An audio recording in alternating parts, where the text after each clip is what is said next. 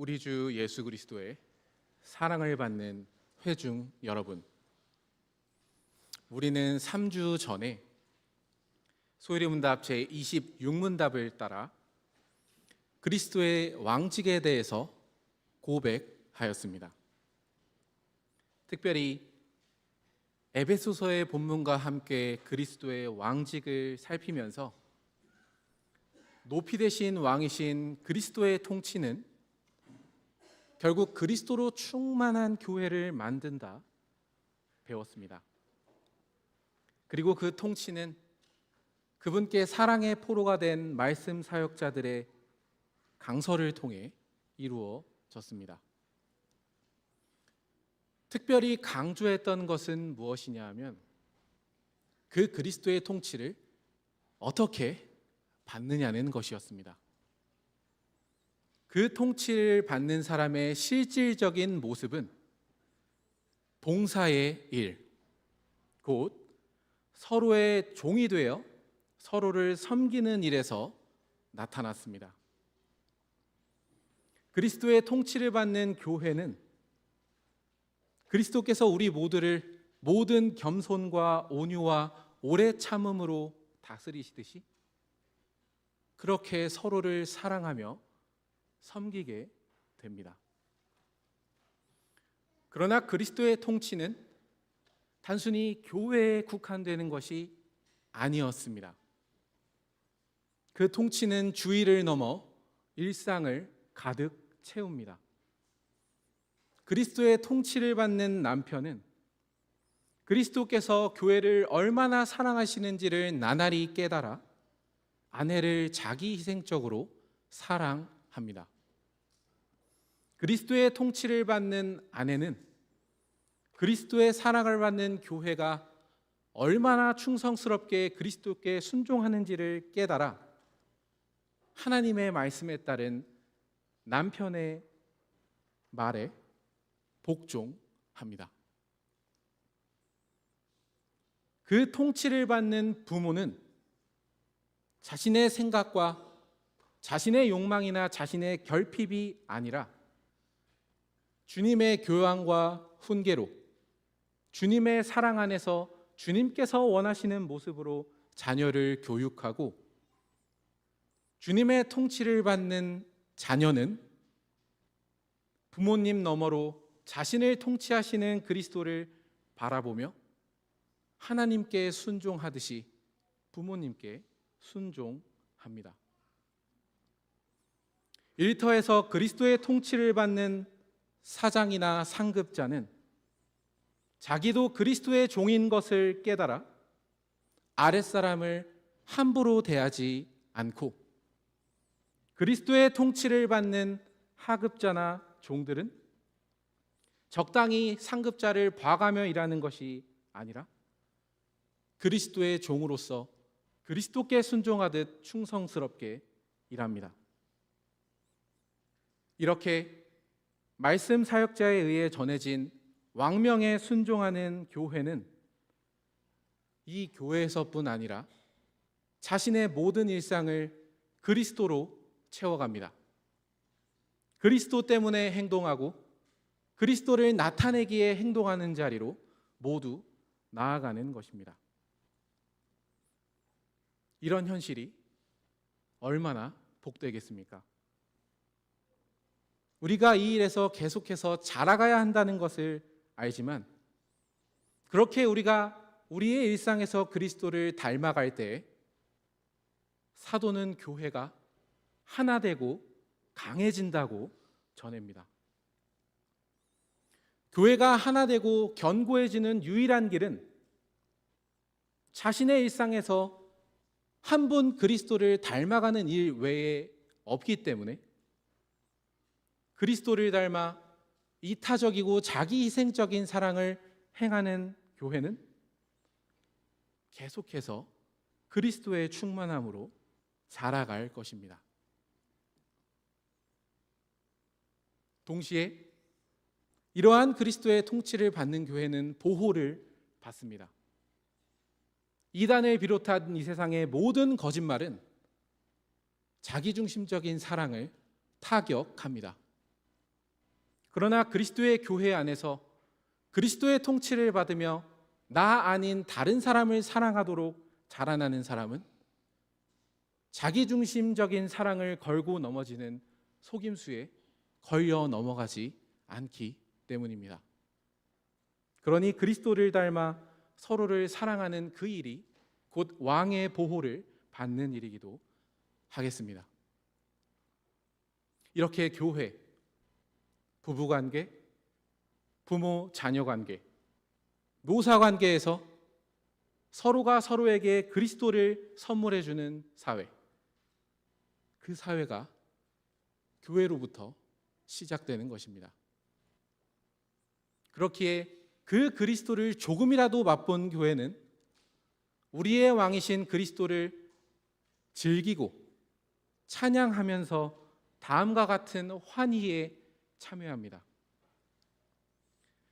여호와께서 다스리시나니 땅은 즐거워하며 허다한 섬은 기뻐할지어다. 시편 97편의 1절 말씀입니다.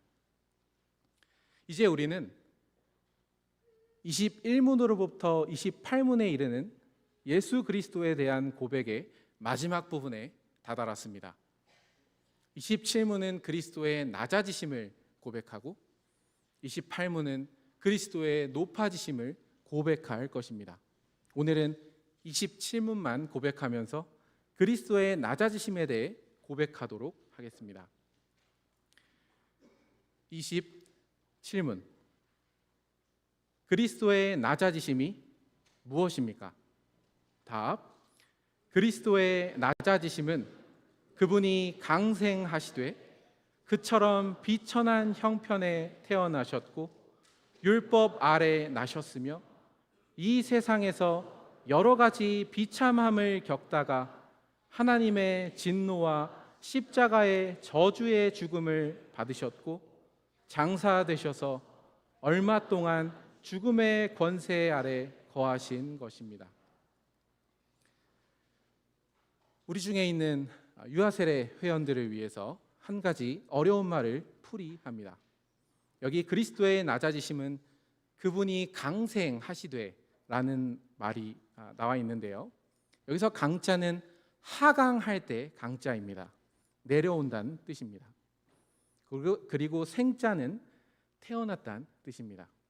그러니 합치면 내려오셔서 태어나셨다라는 말인데, 이 말은 우리가 빌립보서에서 잘 배웠듯이 하나님의 아드님께서 하나님이신 것을 당연히 생각하지 않으시고 자기를 낮추셔서 종의 형체로 낮아지신 것을 뜻합니다. 오늘은 27문답의 문구 하나하나를 생각해 보려고 합니다. 그런데 구체적으로 하나씩 살펴보기 전에 여러분께 질문을 하나 드리고 싶습니다. 그 질문이란, 여러분이 그리스도인으로서 살아갈 때 여러분의 믿음을 가장 흔들었던 사건은 무엇입니까? 혹은 그리스도인으로서 하나님의 말씀에 순종하려고 할 때 우리를 두렵게 하고 뒷걸음질 치게 하는 상황은 무엇입니까? 이러한 질문을 기억하시면서 27문의 문구 하나하나를 고백해 보시기 바랍니다. 오늘 강설의 첫 번째 부분의 제목은 이렇습니다. 비천하게 출생하셔서 율법 아래에 나신 그리스도. 비천하게 출생하셔서 율법 아래 나신 그리스도입니다. 방금 우리가 살핀 대로 27문답은 그리스도의 강생을 고백하면서 가장 먼저 그리스도께서 그처럼 비천한 형편에 나셨다 고백합니다. 그도 그럴 것이 예수님께서는 목수의 아들로 태어나셨습니다. 당시엔 농경사회였기 때문에 부의 기준은 땅을 가지고 있는지 아닌지에 따라 갈렸습니다. 목수라는 것은 몸 밖에 없었다는 뜻도 될 수 있습니다. 이에 더하여 당시 로마 시대에는 아주 못되고 잘못된 생각이 하나 있었습니다. 그 생각은 육체 노동을 하는 사람들이 아주 천한 사람이다라는 아주 틀린 생각을 하고 있었던 것입니다. 이유가 어찌되었든 예수님이 태어나신 그 집안은 그렇게 부하지도 않고 사회적으로 인정받지도 못하는 그러한 직업을 받은 집안이었습니다. 이에 더하여 예수님께서는 태어나실 때 짐승의 밥통 위에서 태어났습니다. 아무리 목수의 집안이어도 그럴 이유까지는 없었지만 로마에서 이스라엘의 세금을 더 잘 걷기 위해서 어떤 지역들을 정해서 인구 조사를 했기 때문입니다. 사람들이 많이 모였을 것이고 에어비앤비는 다 나갔을 것입니다. 지낼 곳이 없었고 그때 집에 붙어있던 가축들이 사는 그곳에서 짐승의 밥통 위에 태어나셨습니다. 이것이 이분의 출생입니다. 태어나신 그 장소도 그분의 비천함, 그분이 얼마나 사회적으로 천하게 태어났는지를 보여주고 동시에 그분이 살았던 집안도 별 볼 일 없는 집안이었다는 것을 우리는 보게 됩니다. 이것이 27문답에서 그처럼 비천한 형편에 태어나셨다 할 때 생각하는 내용들입니다. 사랑하는 어린이, 청소년 신자 여러분, 이 사실이 우리에게 무엇을 의미할까요? 제가 강서를 준비하면서 생각해 보았습니다. 2004년 이후로 태어난 모든 사람들은 제가 직접 병원에 가서 태어난 직후의 모습을 직접 보거나 혹은 사진으로 보았습니다. 그래서 여러분은 기억나지 않겠지만 저는 기억하는 사실이 하나가 있습니다. 여러분 중에 짐승의 밥통에서 태어난 사람이 없다는 사실 말입니다. 이 사실, 우리는 그리스도에 비하여 훨씬 더 나은 처지에서 태어났다 하는 그 사실이 우리에게 의미하는 게 무엇일까요? 얼른 생각하면 우리가 예수님보다 훨씬 더 나은 시대를 살고 있으니까 우리가 어떤 상황에서든지 불평하지 않고 살아야 한다고 생각할 수 있겠습니다. 이렇게 생각하는 것도 좋은 방법입니다. 교회 안에서 언제나 예수 그리스도께서 나를 위해서 어디까지 감수하셨는가 하는 것을 생각하고 동시에 그러한 그리스도를 닮아서 어려운 상황에 처한 신자들을 생각하며 함께 힘을 내는 것, 이것도 좋은 방법입니다. 그러나 한 가지 사실을 먼저 기억해야 합니다. 어쩌면 가장 먼저 해야 하는 생각입니다. 그것은 지금도 살아계셔서 선지자로서 우리에게 말씀을 알려주시고 대제사장으로서 우리를 위해 기도하시며 왕으로서 우리를 다스리시는 그분께서 우리의 힘든 상황을 다 이해할 수 있다는 겁니다. 이것이 사람과는 다르신 거룩하신 그리스도의 사랑입니다. 흔히 사람은 힘든 경험을 많이 하면 많이 할수록 자기보다 덜 힘든 경험을 한 사람을 인정하려 하지 않습니다.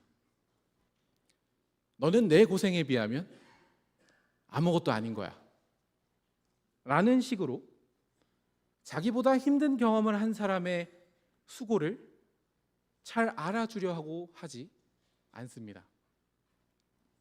그러나 우리의 예수님께서는 일명 나 때는 그랬다라는 식으로 여러분을 책망하지 않으십니다. 내가 살았을 시대에 비하면 너희들은 훨씬 더 좋은 시대에 살고 있는 거야 라고 책망하시는 분이 아닙니다. 우리가 잘 배웠듯 우리에게 있는 대제사장은 우리의 연약함을 동정하지 못하시는 분이 아니기 때문입니다. 그분은 우리를 긍휼히 여기시며 이해하시고 동정하시는 분입니다. 태어나면서부터 비천했던 자신의 삶으로 다른 사람의 삶을 비하하는 게 아니라 그 모든 경험을 끌어와서 우리의 비천한 상황을 알아주려 하시는 분입니다. 그러니 신자로 살다가 자신이 비천하다고 느껴질 때, 나의 상황이 다른 사람과 비교했을 때 엄청 못나다 라는 생각이 들 때 다른 사람과 자신을 비교하지 마시고 비천한 출생을 하신 가운데 우리의 비천함을 기꺼이 알아주시는 주님께 나아가시기 바랍니다. 심지어 이 교회 안에서도 친구들과 서로 비교하면서 나의 가정 상황이나 나의 상황을 비교할 수 있습니다. 그리고 그 안에서 나는 못났다, 내 상황은 별로다 라고 생각할 수 있습니다. 그때 기억하시기 바랍니다.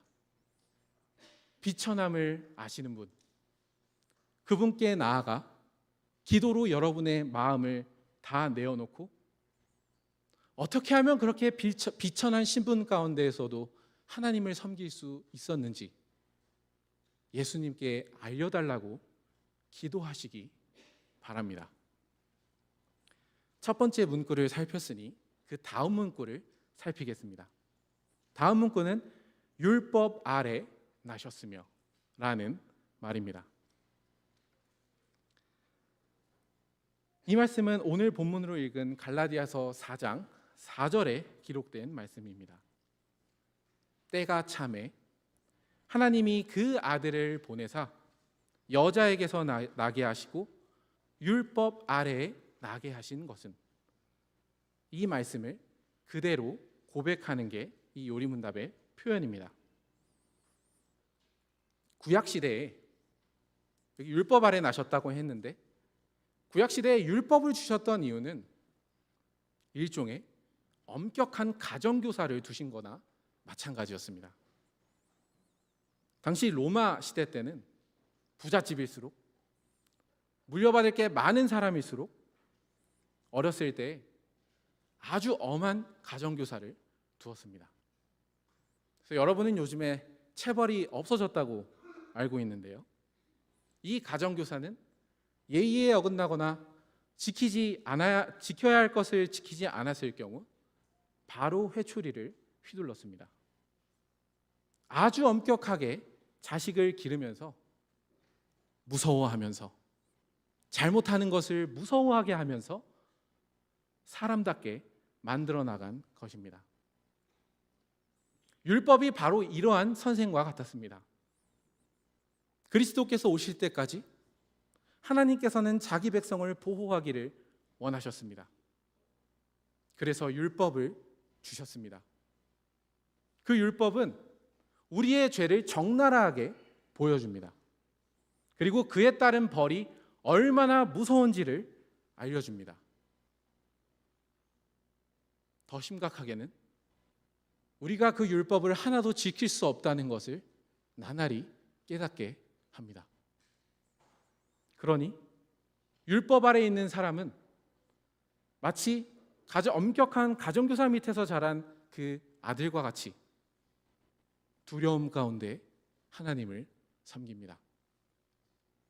이거 하면 벌 받는데, 이렇게 하면 하나님께서 큰 벌을 주신다고 했는데, 이런 두려움으로 자신의 죄를 대하게 하신 것입니다.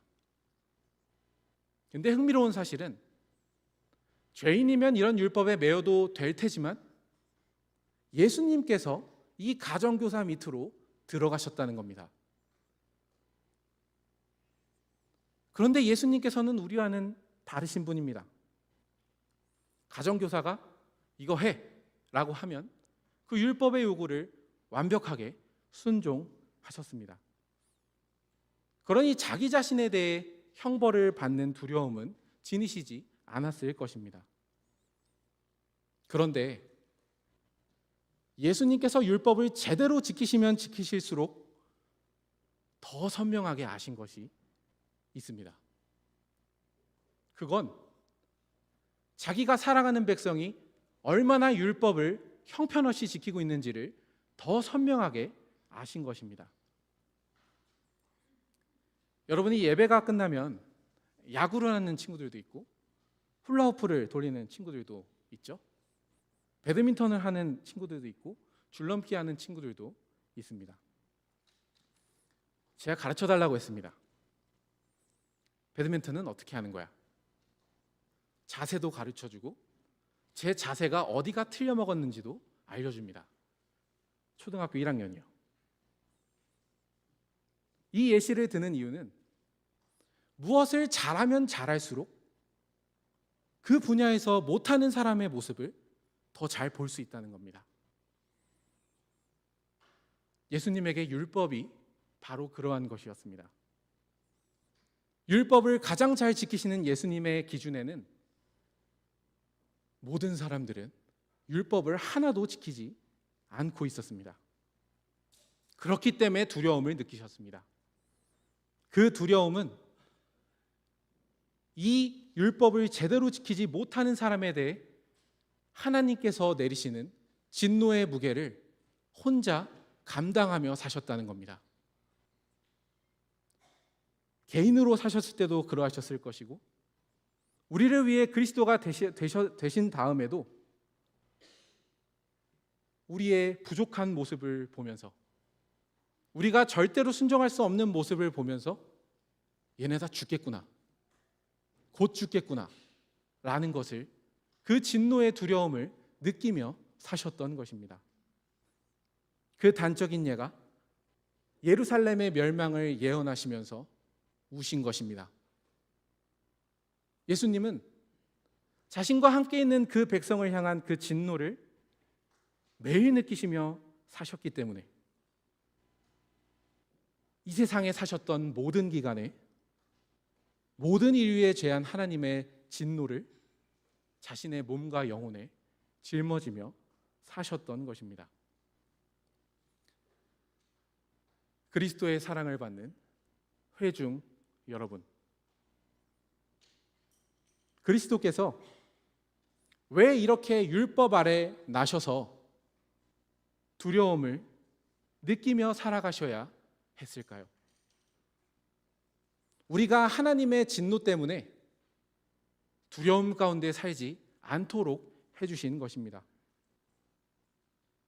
우리가 마치 엄한 선생님 밑에서 혼나는 게 무서워서 겨우겨우 하지 말라는 것 정도만 하지 않는 그러한 수동적인 종의 모습으로 살아가는 것을 원치 않으셨기 때문에 오직 그리스도 홀로 하나님의 진노를 모든 생애에 느끼시며 그 진노를 받으시는 십자가로 나아가게 하신 것입니다. 우리가 지키지 못한 율법에 대한 하나님의 진노는 그리스도께서 홀로 받으셨기 때문에 이제 우리는 두려움 가운데 하나님의 말씀을 지키는 것이 아닙니다. 하나님을 사랑하기 때문에 그리스도께서 먼저 이렇게 두려움 가운데 살아가는 우리를 구원해 주시려고 먼저 율법 아래 나셨다는 것을 알기 때문에 우린 이제 사랑 안에서 하나님을 섬기게 됩니다. 마치 사랑하는 아버지의 말을 사랑하는 자녀가 듣는 것처럼 우리도 하나님의 사랑을 알게 해주셔서 두려워하는 종이 아니라 자녀답게 살게 하시려고 이렇게 비천한 형편의 율법 아래 나신 것입니다. 여기까지 보셨을 때 여러분은 어떤 생각이 드시나요? 누구도 나는 비천한 형편에 태어나고 싶어 라고 생각하는 사람은 없습니다. 혹은 하나님의 말씀을 지키면서 매번 내가 무언가를 잘못할까 봐 두려움 가운데 살고자 하는 사람은 없습니다. 이러한 데에서 우리를 구원해 주시려고 그리스도께서 먼저 비천한 형편에 나시고 율법 아래 나셔서 우리를 풀어주신 것입니다. 그리스도의 낮아지심은 우리를 위한 일이었습니다. 오늘 강설의 두 번째 부분으로 넘어가도록 하겠습니다. 두 번째 부분의 제목은 이렇습니다. 모든 비참함을 겪으시고 십자가에 달리신 그리스도. 모든 비참함을 겪으시고 십자가에 달리신 그리스도. 이어서 우리의 요리문답은 그리스도께서 강생하셔서 이 세상에서 여러 가지 비참함을 겪으셨다 합니다. 비참하다는 건 슬프고 끔찍하다는 말입니다. 그러니 지금까지 그리고 앞으로 고백할 내용을 잘 보면 그리스도께서 낮아지셔서 좋은 것을 보고 사신 적이 없습니다. 그러나 우리가 이제부터 증거 선고를 통해 그리스도께서 겪으신 모든 비참함들을 하나하나 살필 때 우리는 한 가지 놀라운 사실을 알게 됩니다. 그리스도께서 겪으신 그 모든 비참함은 서두에서 제가 질문드렸던 것, 우리가 그리스도인으로 살 때에 뒷걸음질치고 두려워할 만한 상황이라는 것입니다. 곧 사람들의 무시, 가난, 육신의 연약함과 병, 죽음 말입니다. 그리스도께서는 이 자리에 내려가셔서 우리를 어떻게 붙드시는지를 잠깐 살펴보도록 하겠습니다. 우리의 요리문답에서 증거 선고를 통해 그리스도의 비참함에 대해 알려주는 첫 번째는 무시입니다. 사람들의 몰인정입니다. 이 사실은 이사야서 53장 3절에 잘 나와 있습니다. 그는 멸시를 받아서 사람에게 실어버린 바 되었으며 간고를 많이 겪었으며 질고를 아는 자라. 마치 사람들에게 얼굴을 가리우고 보지 않음을 받은 자 같아서 멸시를 당하였고 우리도 그를 귀히 여기지 아니하였도다.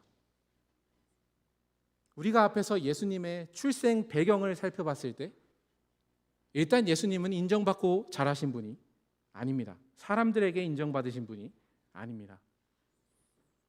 그리고 그리스도로 우리를 위한 그리스도가 되셨을 때는 하나님의 뜻을 하나하나 제대로 알려주시면 알려주실수록 점점 더 무시와 멸시를 받다가 나중엔 귀신의 왕이라는 소리까지 들으신 분입니다. 그러므로 우리가 어디에 있든지 하나님의 말씀을 순종함으로써 그리스도를 증거하는 선지자로 살아갈 때, 여러분들의 일상을 살아갈 때, 다른 친구들이 왕따를 시킬 때 혼자 참여하지 않을 때에 오는 조소나, 혹은 학교에서 기도를 할 때 여러분에게 오는 그런 시선들이나 거기서 오는 여러분에 대한 몰인정과 무시를 이상한 일 당하듯이 생각하지 마시기 바랍니다. 그럴 때 여러분은 제대로 살고 있는 것입니다.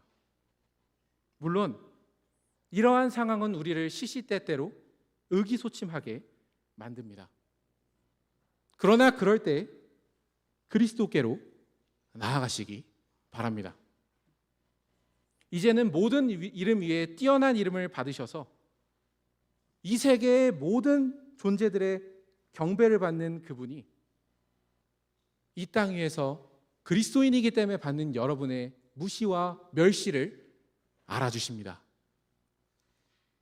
그리고 이러한 그리스도의 낮아짐을 깨닫는 이 교회 안에 그렇게 주님을 섬기다가 무시를 받고 몰인정을 받는 여러분을 향해 잘 살고 있습니다. 인정해주는 그리스도인들이 있습니다. 그러니 세상에 무시를 받더라도, 그리스도인으로 살아가며 무시를 받더라도 우리를 향해 낮아지신 그리스도께서 여러분을 알아주신다는 그 사실과 그 그리스도를 깨달은 그리스도인들이 여러분들을 칭찬하고 격려하고 있다는 사실을 잊지 마시기 바랍니다. 다음으로 우리의 요리문답이 제시하는 또 다른 비참함은 가난입니다. 예수님께서는 내가 주님께서 어디를 가든지 따를 것입니다 하는 어떤 제자를 향해서 여우도 굴이 있고 공중의 새도 집이 있지만 나는 머리 둘 곳이 없다 하고 말씀하셨습니다. 예수님께서는 안 그래도 유복한 집안이 아닌 집안에서 자르셨을 뿐 아니라 그리스도로 임명되신 뒤에는 집도 없이 계속해서 돌아다니셨습니다. 그런데 그 목적이 뭡니까? 이 세상을 지으신 예수님께서 왜 이토록 가난해지셔서 이 땅에서 돌아다니신 것입니까? 우리를 구원하시려는 아버지의 일을 하시기 위함입니다. 이 일을 위해서 하늘에서 땅으로 내려오는 파격적인 가난을 감수하셨을 뿐 아니라 이 땅에서 누가 보기에도 가난한 삶을 살아가셨습니다. 그렇기에 이제는 하늘과 땅의 모든 권세를 받으신 우리의 왕께서는 여러분이 그리스도인이기 때문에 받는 고난을 모르지 않습니다. 그분은 온 땅의 주이시고 온 땅의 왕이신 분으로서 여러분이 그리스도인이기 때문에 당하는 고난에 대해서, 그 가난에 대해서 모른 척하지 않으십니다. 그리고 그러한 주님의 마음을 깨달아서 그 가난에 대해 우리의 주님께서 주시고자 하는 마음을 대신 전달하는 그리스도인들이 이 교회 안에 있습니다. 그러니 혹여 그리스도인으로 살아가다가 가난을 마주하셨다면 주님의 일을 위해서, 우리를 구원하시려는 그 일을 위해서 기꺼이 가난해지신 그리스도를 바라보실 뿐 아니라 그 그리스도의 마음을 닮아가려고 그분의 손과 발이 되어서 여러분에게 손길을 내미는 그리스도인들이 있다는 사실을 기억하시기 바랍니다. 그렇기에 이 가난에 흔들릴 때에도 이 교회 안에서 그리스도를 바라보실 뿐 아니라 그리스도의 수족이 된 신자들이 함께 있다는 사실도 잊지 않으셨으면 좋겠습니다. 비참함으로 또다시 언급되는 것은 육신의 연약함입니다. 여기서 말하는 연약함은 정말로 몸이 약한 겁니다. 병드는 것입니다. 우리 그리스도께서 죄 있는 육신의 모양으로 이 땅에 오셨기 때문에 그 본인도 이 죽을 몸의 연약함을 모르시지 않습니다. 우리가 지난주 오후 강설을 포함해서 최근에 2번이나 본 사마리아 여인에 대한 본문에서 그 본문의 시작이 오랜 시간 걸으신 예수님께서 피곤하여서 우물 곁에 앉으신 것으로 시작했다는 것을 우리는 압니다. 그리고 우리가 방금 읽은 이사야서 53장 3절에서는 그리스도를 두고 간고를 많이 겪었고 질고를 많이 겪었다고 합니다. 조금 더 쉽게 풀어드리자면 그는 고통의 사람이었습니다. 그분은 병으로 인한 아픔을 잘 아시는 분이라는 뜻입니다. 그만큼 이 죽을 몸에서 다른 사람의 병을 고쳐주실 뿐 아니라 짊어지신 그분은, 그리고 이 연약한 몸 안에서 체력적인 한계를 느끼신 그분은 우리가 육체의 연약함 때문에 이 죽을 몸 안에서 당하는 모든 질병에 대한 고통을 아시는 분이십니다. 그렇기에 우리도 하나님을 위해 살고 예배하는 그리스도인으로 살아갈 때 혹시나 우리가 기대하지 않았고 원하지 않았던 육신의 병이 우리를 몰아친다 하더라도 그 흔들림에서 벗어나시기 바랍니다. 그 흔들림은 사람을 볼 때가 아니라 고통의 사람이요 병으로 인한 고통을 잘 아시는 그리스도를 바라볼 때, 주님, 지금 제가 처한 상황 아시지요? 하며 우리가 기도하며 나아갈 때 그리스도께서 우리가 그리스도인으로서 당하는 그 병고를 모른 척하지 않으십니다. 그분은 우리보다 그 비참함을 더 많이 겪으신 분이십니다. 그리고 이러한 그리스도의 마음을 닮아 병고로 씨름하는 지체들 옆을 말없이 지키는 그리스도인들이 이 교회 안에 있습니다. 그러니 이 교회 안에서 그리스도인으로 살아가다가 원하지 않는 병고를 당하실 때 우리를 위해서 이 약한 몸까지 입으신 그리스도를 바라보시고 기도하시기 바랍니다. 동시에 그 그리스도를 닮아가고자 그분의 마음을 닮아서 그분 대신 손발의 역할을 하는 그리스도인들이 이 교회 안에 있다는 사실도 잊지 마시기 바랍니다. 우리의 요리문답이 여러 가지 비참함으로 고백하는 마지막 부분은 죽음입니다. 예수님께서는 사랑하시는 제자였던 나사로가 죽었을 때 우셨습니다.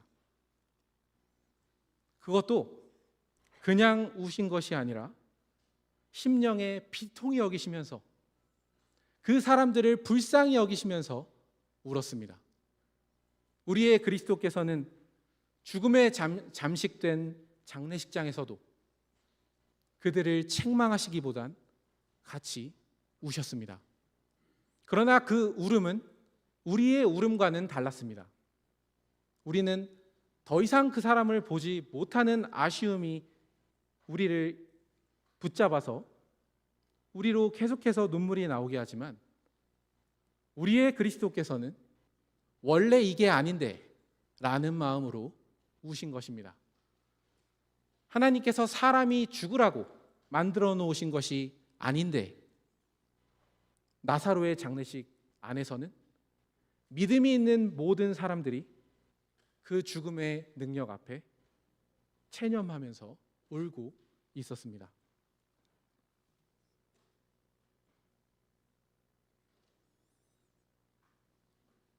예수님께서는 바로 이렇게 죽음에 무력화된 사람들 앞에서 다시는 죽음에 굴복되지 않는 교회를 선물해 주시려고 울분에 찬 울음을 우신 것입니다.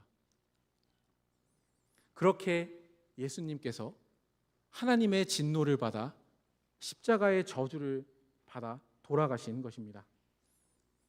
우리를 죽게 한 그 근본적인 원인인 우리의 죄를 끌어안고서 우리가 더 이상 죽음에 슬퍼하지 않게 하시려고 예수님은 죽으신 것입니다.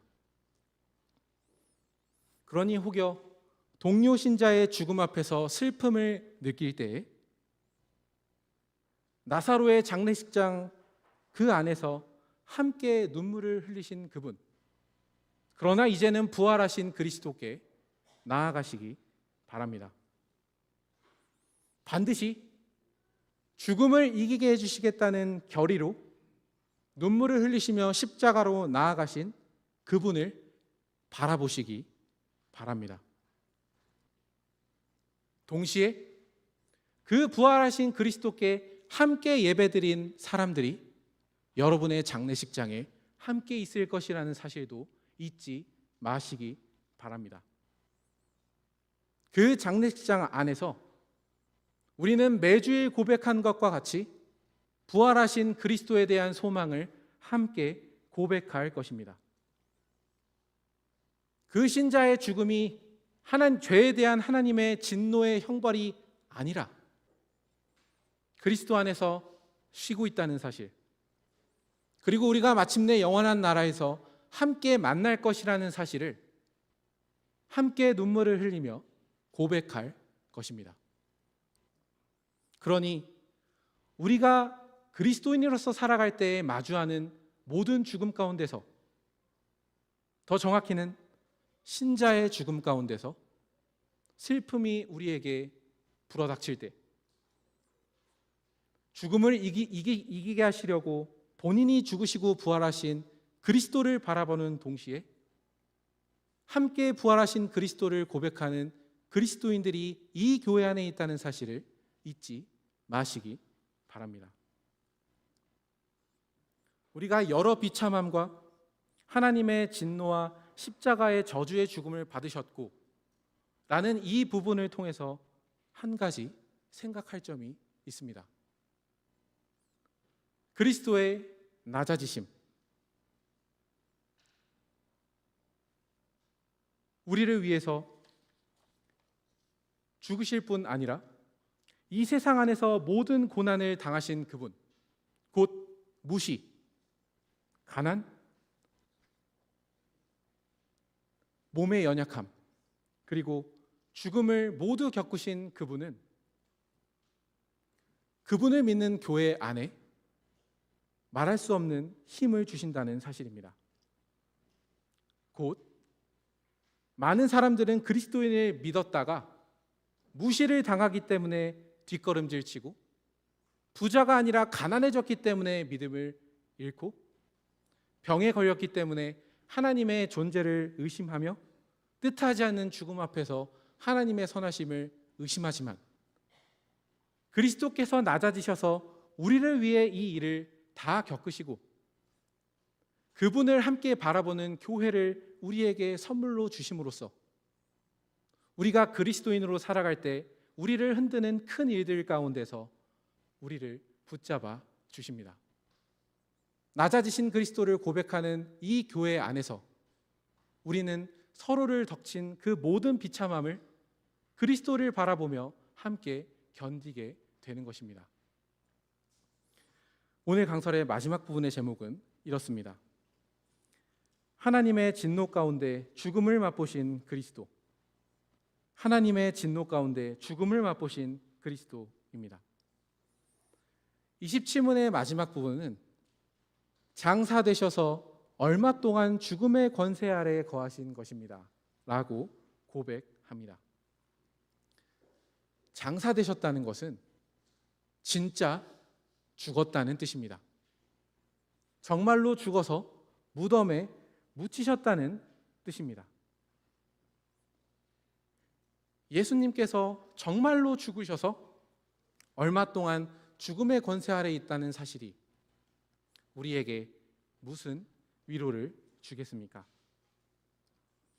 우리는 이 사실을 고백함으로써 이 땅에서 당하는 지옥과도 같은 현실 가운데 하나님의 선하심을 의심하지 않게 됩니다. 그 사실을 주보에 병기된 하이델베르크 요리문답 44문답을 함께 고백함으로써 확인하겠습니다.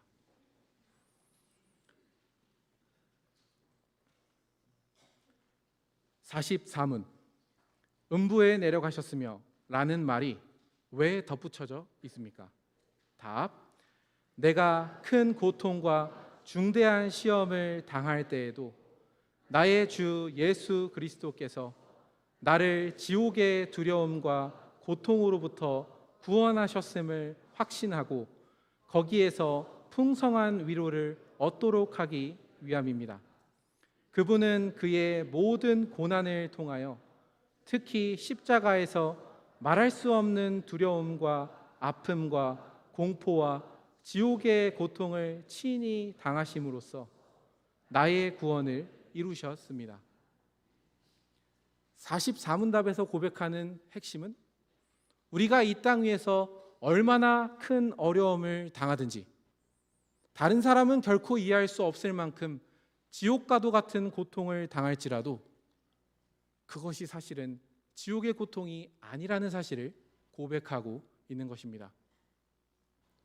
왜냐하면 하나님께서 정말 나를 버리셨고 내가 무언가를 잘못해야 했기 때문에 당하는 형벌을 내리셔야 했다면 그건 그리스도께서 죽으심으로써 다 당하셨기 때문입니다. 그렇기 때문에 우리는 장사되셔서 얼마 동안 죽음의 권세 아래 거하신 그리스도를 바라보며 인생의 가장 힘든 가운데에서도 도리어 주님을 뵙습니다. 지옥같이 어두운 그곳에서도, 칠흑같이 어두운 그곳에서도 그리스도를 뵙습니다. 그리스도께서 내가 당하는 고난보다 훨씬 더한 지옥의 고통을 나를 위해서 당하셨기 때문에 내가 당하는 모든 고통 가운데에서 하나님의 선하심을 의심할 부분은 없다고 고백하는 것입니다. 오늘 우리는 27문답을 통해서 그리스도의 낮아지심에 대해서 고백하였습니다. 이 낮아지심이 교회에 주는 유익이 무엇입니까? 우리의 믿음을 흔드는 가장 큰 시련들 가운데에서 우리를 붙잡아 주는 것입니다. 우리가 비천한 형편에 태어난 것 같습니까? 그곳에 그리스도가 계셨고 지금도 교회와 함께 계십니다. 우리의 정직한 양심이 내가 주님의 율법을 바르게 못 지켰다 고발합니까? 바로 그곳에 그리스도 율법 아래 나신 그리스도가 교회와 함께 계십니다. 이 세상에서 멸시를 받으십니까? 가난하십니까?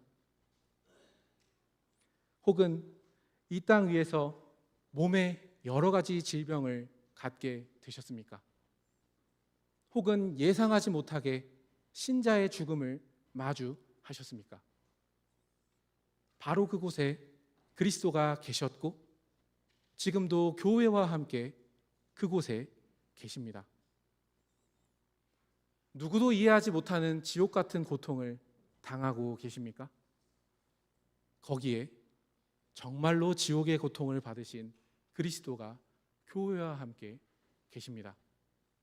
우리가 이 모든 비참함 가운데 흔들릴 때 함께 낮아지신 그리스도를 바라보는 이 교회 안에서 서로를 세워주고 격려하며 함께 나아가기를 원합니다.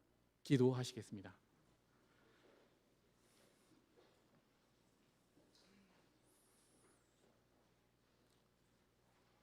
성신 하나님, 저희 교회가 그리스도의 낮아짐을 더욱더 살깊게 깨닫게 해주시기를 구합니다. 그리스도께서 저희를 위하여 강생하시되 비천한 형편에 나셨다는 사실이 무엇인지를 곰곰이 생각하는 교회가 되게 하여 주시기를 구합니다. 그럼으로써 누군가 자신을 비천하다고 느낄 때 그 사람 곁에 함께 있어주면서 그 가운데에서 하나님의 일에 순종하신 그리스도를 함께 알고 격려하며 나아가게 해주시기를 구합니다. 저희가 그리스도께서 율법 아래 나셨다는 사실을 더욱더 깊게 알게 해주시기를 구합니다.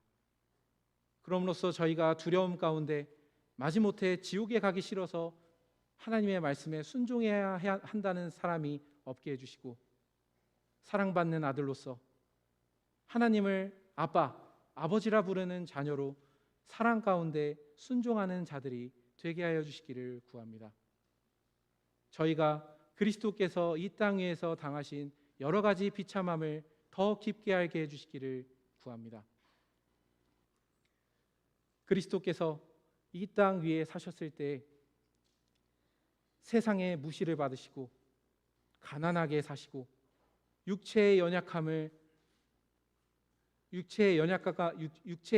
가운데 사시고 마침내 죽음으로 나아가셨다는 사실을 더욱 살깊게 알게 해주셔서 저희가 이 땅 위에서 동일한 비참함이 몰아쳐서 저희의 믿음을 흔들 때 함께 낮아지신 그리스도를 바라보며 그 낮아지신 그리스도께서 자신의 백성을 알아주신다는 사실을 서로의 손과 발로 깨닫게 하여 주시기를 구합니다.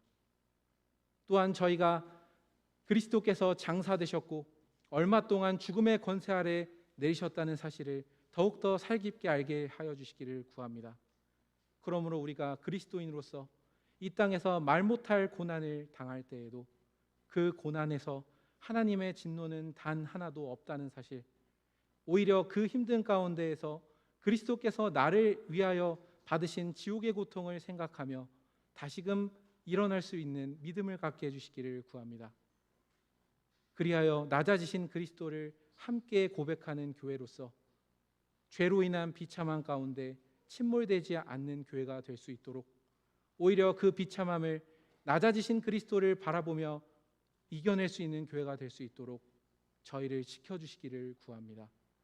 예수님의 이름으로 기도드렸습니다. 아멘.